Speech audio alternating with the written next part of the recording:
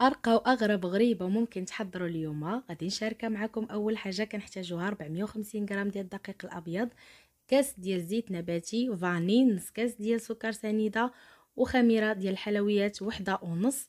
وغادي نخلطوا الكل جيدا حتى كنحصلوا على هذا القوام. غادي نوضعوا العجين على جنب وغادي نحضروا الحشوه اللي هي 2 كيسان ديال الكاوكاو مقلي ومطحون مزيان، و2 معالق كبار ديال الزبده من اصل حيواني، كاكاو، سكر سنيده، ربع كاس فقط. غادي نخلطوا المكونات جيدا وغادي نضيفوا عليهم ماء الزهر. غادي نخلطوا حتى نحصلوا على هذا القوام. من بعد كنوضعوا هاد الحشوه على شكل كويرات، كنوضعوهم على جنب وكناخذوا العجين كنبسطوها في الكف ديال اليد بالاستعانه ديال البلاستيك باش ما تلتصقش لنا باليد.